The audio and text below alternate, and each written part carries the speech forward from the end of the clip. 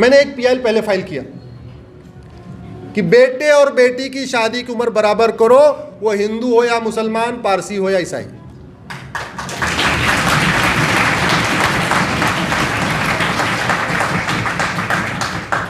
Supreme court में वो PIL admit हो गई। और 18-21 क्यों भैया, जो भी करना 18 करना 18 करो, 20 करना 20 करो, 21 करना 21 करो, लेकिन जो बराबर होना चाहिए। और हिंदू मुसलमान पारसी ईसाई सबके लिए मतलब जेंडर न्यूट्रल, रिलीजन न्यूट्रल होना चाहिए। जब वो एडमिट हो गई, फिर मैंने दूसरी पीआईएल फाइल किया। मैंने अपनी पीआईएल में लिखा, साहब अगर कल्पना करिए, वैसे मेरी बेटी है नहीं, कल्पना करिए मेरी 4 बेटियां हैं और एक बेटी अगर हिंदू से शादी करे, एक मुस्लिम से करे, एक पारसी से करे और एक ईसाई से करे, तो इनका ग्राउंड्स ऑफ डिवोर्स और प्रोसीजर ऑफ डिवोर्स अलग क्यों होना चाहिए? यह संविधान के खिलाफ है कि नहीं है?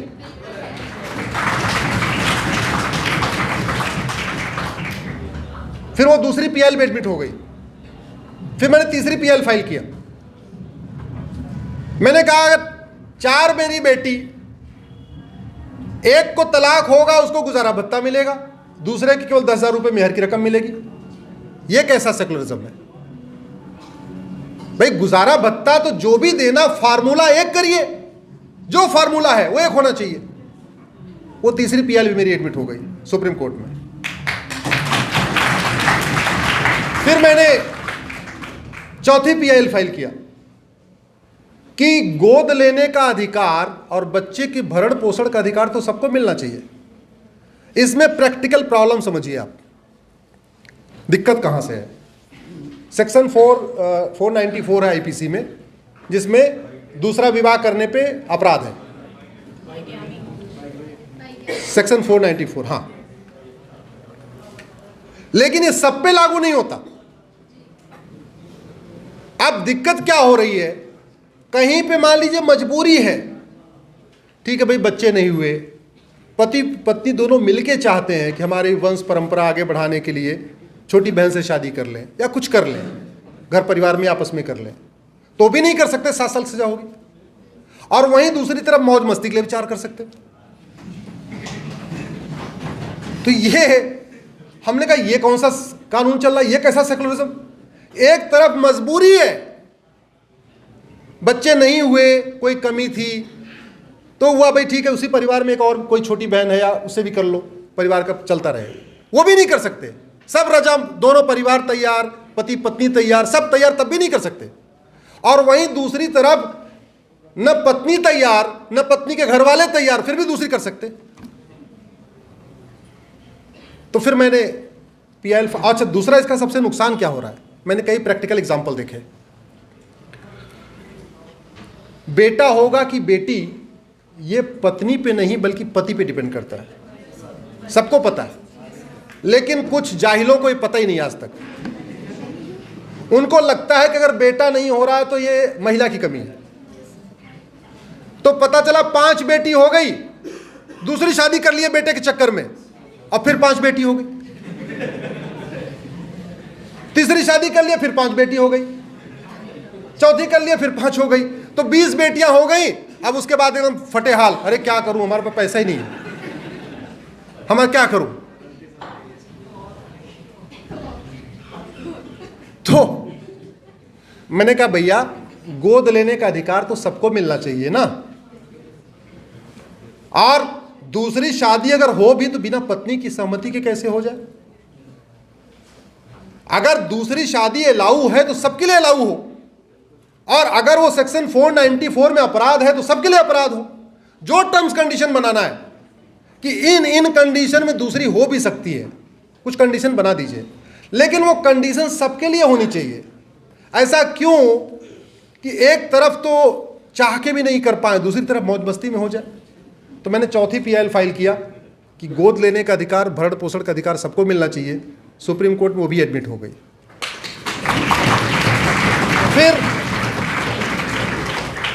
फिर मैंने 5वीं पीआईएल फाइल किया। ये सारा खेल लॉकडाउन का है।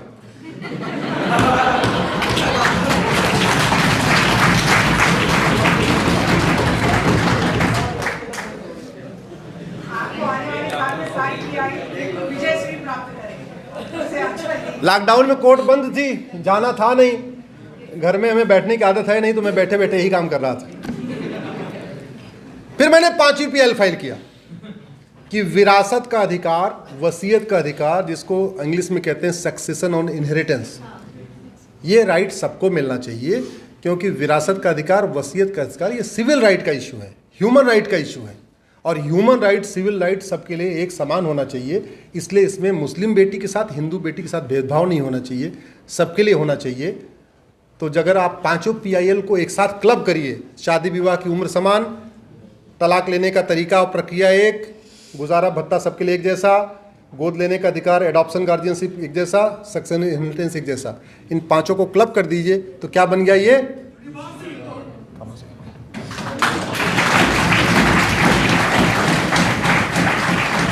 और एक बात मैं और बड़ी क्लैरिटी के साथ कह दूं, इस कॉमन सिविल कोड की जरूरत, कुछ लोगों ने मेरे ऊपर आरोप लगा दिया कि तो पता नहीं क्या क्या आरोप लगाते रहते हैं, मैं तो अभी पढ़ता भी नहीं हूं। इस कॉमन सिविल कोड का सबसे बड़ा फायदा किसको मिलेगा, जरा आप लोग बताइए? क्या हिंदू बेटियों को मिलेगा? सबसे ज्यादा फायदा किसको मिलेगा? लेकिन दुर्भाग्यवश संसद में जो खासतौर पे अपने आप को मुस्लिम्स के रहनुमा कहते हैं, अपने आप को मुस्लिम पार्टी बताते हैं, वो इसका विरोध करते हैं। अरे शादी विवाह की उम्र अगर समान होगी तो इसका हिंदुओं को कोई ज्यादा फायदा नहीं, 18 साल और 21 साल पहले ही है, वहां पे केवल 3 साल का जो गैप है वो मेंटेन होगा। लेकिन दूसरी तरफ तो बहुत, वहां तो अलाउ है ना, 9 साल में भी शादी हो सकती है, वहां तो 10 साल में भी हो सकती है, पीरियड शुरू होगा शादी हो सकती है, ऑफिशियल है जो। तो सबसे बड़ा जो शादी विवाह की उम्र समान होने का फायदा किसको मिलेगा? मुस्लिम बेटी को मिलेगा। अगर ग्राउंड्स ऑफ डिवोर्स कॉमन हो जाएगा, प्रोसीजर ऑफ डिवोर्स कॉमन हो जाएगा, सबसे ज्यादा फायदा किसको मिलेगा? मुस्लिम बेटी को। मैंने, क्योंकि ट्रिपल तलाक भले खत्म हो गया, मैं ट्रिपल तलाक केस में भी था मैं, लेकिन तलाके हसन, तलाके हसन, तलाके सुन्नत, तलाके बाइन, तलाके किनायत आज भी चल रहा है ना।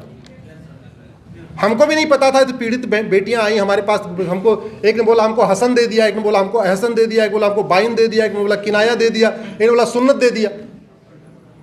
तब जाके पढ़ समझ, अच्छा ये भी होता है, नहीं तो हमको भी नहीं पता था। एक बच्ची, उसका मैं नाम भी इसलिए ले सकता हूं कि वो मीडिया में भी आती है, बेनजीर हिना करके आप लोग गूगल करिएगा, बेनजीर हिना, उसका केस मैंने सुप्रीम कोर्ट में किया है।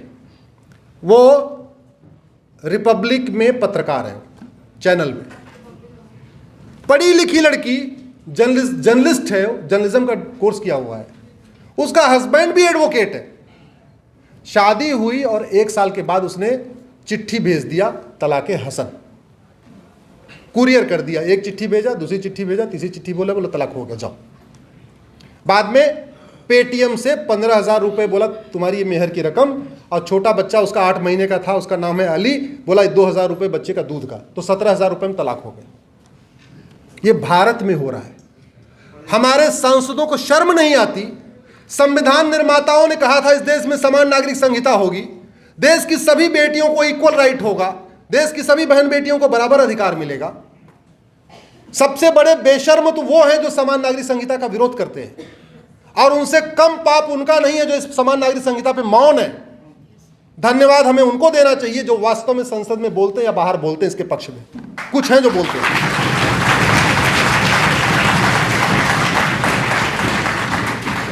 बेनजीर हिना तो नौकरी करती है, नोएडा में काम करती है, गाजियाबाद में रहती है, वो तो सरवाइव कर रही है, अपना कमरा लेकर रह रही है। ऐसी भारत में हजारों बेनजीर हैं जिनके पिता रिक्शा चलाते हैं, ऑटो चलाते हैं, पता नहीं गरीब है बेचारे, वो सुप्रीम कोर्ट आ सकते हैं क्या? वो तो पढ़ी लिखी थी, उसने मेरा नंबर गूगल से ढूंढा और ढूंढ के मेरे चैम्बर में आ गई, जैसे शिवम पहुंच गया था चैम्बर में,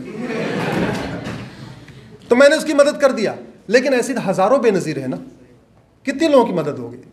तो ये अधर्म का नाश करने के लिए कानून बनाना किसका काम था? उन्होंने नहीं किया। इसका मतलब देश के साथ सबसे बड़ा देशद्रोह है संविधान में लिखे हुए प्रावधानों पे चुप रहना। उससे भी बड़ा देशद्रोह है संविधान में लिखी हुई बातों का विरोध करना। उससे बड़ा तो देशद्रोह कुछ हो ही नहीं सकता। जिन चीजों पे 75 साल पहले चर्चा हो चुकी है, 78 साल पहले चर्चा हो चुकी, सर्वसम्मति से पास हो गया, इसमें आ चुका है, उस पर अब दोबारा चर्चा की जरूरत है क्या? हम क्या इतने समझदार हो गए? सरदार पटेल से ज्यादा समझदार, बाबा साहब अम्बेडकर से ज्यादा समझदार, पंडित नेहरू से? संविधान सभा में 288 लोग थे भाई, सारे पढ़े लिखे समझदार, रफी अहमद किदवई, मौलाना कलाम, कितने सारे लोग थे इसमें। तो सबने अच्छी चर्चा के बाद ये बनाया। तो जो बातें संविधान में न लिखी हों उनके ऊपर संसद में चर्चा हो कि कानून बनाना है कि नहीं बनाना हो, ये बात तो समझ में आती है। भाई ठीक है, इसमें नहीं लिखा, बताओ इसको करना है।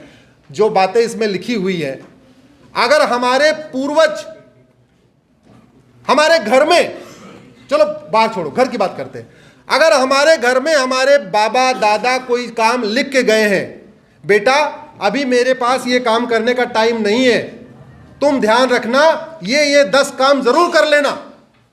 एक सच्चे सपूत की क्या ड्यूटी है? तो ये संविधान हमारे पूर्वजों ने लिखा, तो ये संसद में बैठे सपूतों की क्या ड्यूटी है? तो जो विरोध कर रहे हो सपूत क्या हो? तो कपूत हुए, न मानते नहीं मानते।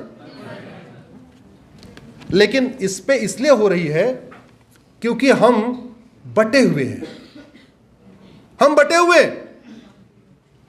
और बटे कैसे? बीमार जब तबीयत खराब होगी तब ये नहीं देखें कि डॉक्टर कौन सी जाति का है। डॉक्टर बढ़िया वाला चाहिए, वो किसी जाति का हो, किसी धर्म का हो। या देखते हैं जाति देख के डॉक्टर के पास जाते हैं? अच्छा होना चाहिए डॉक्टर। कपड़ा प्रेस कराते समय नहीं देखते, बस ये देखते हैं कपड़ा बढ़िया प्रेस करने वाला होना चाहिए।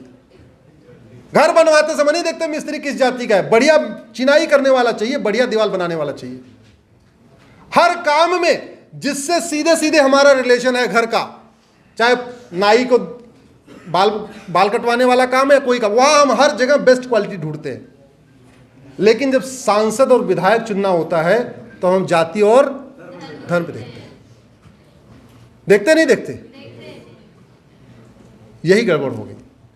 जिसको ड्राइविंग करनी नहीं आती उसको ड्राइवर नहीं बनाते, जिसको बाल बनाना नहीं आता उससे बाल नहीं कटवाते, जिसको कपड़ा प्रेस करना नहीं आता उससे कभी हम कपड़ा नहीं प्रेस करवाते, जिसको दीवार नहीं बनाना उससे कभी हम घर नहीं बनवाते। लेकिन जिसको कानून की ABCD भी नहीं पता उससे हम कानून बनाने के लिए भेज देते हैं।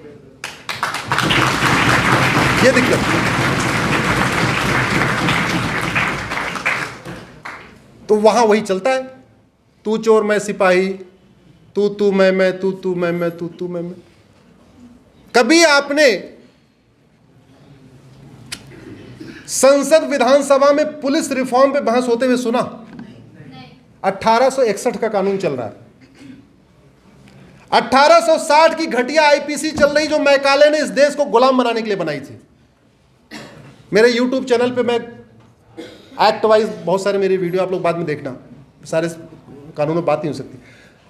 मंगल पांडे की क्रांति को फेल करने के लिए यहां लॉ कमीशन बनाया गया। 1857 में मंगल पांडे जी ने क्रांति किया। मंगल पांडे को की क्रांति को फेल करने के लिए, मंगल पांडे के विद्रोह को दबाने के लिए यहां लॉ कमीशन बनाया गया। मैकाले को लॉ कमीशन का चेयरमैन बनाया गया। उसको कहा गया ऐसे इस तरीके से कानून बनाओ कि इन लोगों को गुलाम बना के रखे, क्योंकि विद्रोह की चिंगारी बहुत तेजी के साथ फैल रही है। 1860 में IPC बन के आया। उनको लगा कानून तो बन गया, इनको लाठियों से पीटेगा कौन? अगला कानून बना 1861 में, उसको कहते हैं पुलिस एक्ट। हमारे बाहर बैठे पुलिस के साथी आज भी 1861 वाले कानून से चल रहे, देखो मुस्कुरा भी रहे हो। तो अंतर क्या हुआ? अंतर यह हुआ कानून तो वही है तो सिस्टम तो वही चलेगा। पहले वो अंग्रेजों के गुलाम थे, अब बाद वाले अंग्रेजों के गुलाम हो गए। पहले भी वो मास्टर सर्वेंट का सिस्टम था, आज भी मास्टर सर्वेंट का। पब्लिक सर्वेंट तो बेचारे बन ही नहीं पा रहे। सेवा करनी थी पब्लिक की, लेकिन सर्वेंट सेवा कर रहे हैं दूसरे वाले सर्वेंट की, जो खुद भी पब्लिक सर्वेंट है। तो 1860 की IPC को खत्म करके अमेरिका का फेडरल पिनल कोड जैसा बना कानून बनाने पे संसद में कभी चर्चा हुई? आपने सुना? जोर से बोलिए। 1861 के पुलिस एक्ट को बदल के नया पुलिस एक्ट बनाने और पुलिस रिफॉर्म करने पे कभी चर्चा हुई? इस देश में 5 करोड़ मुकदमे district court, high court, supreme court में है। 5 करोड़ मुकदमे चकबंदी अधिकारी के यहाँ, DDC के यहाँ, SOC के यहाँ चल रहे हैं। कभी जुडिशियल रिफॉर्म पे चर्चा हुई? इस देश में गरीब की किताब अलग है, अमीर की किताब अलग है, मध्यम वर्ग की किताब अलग है, क्लर्क का बच्चा अलग किताब पढ़ता है, कप्तान का बच्चा अलग किताब पढ़ता है, मंत्री का बच्चा अलग किताब और संतरी का बच्चा अलग किताब। कभी समान शिक्षा पे चर्चा हुई? तो चर्चा तो इस पे करनी थी, चर्चा इस पे करनी थी।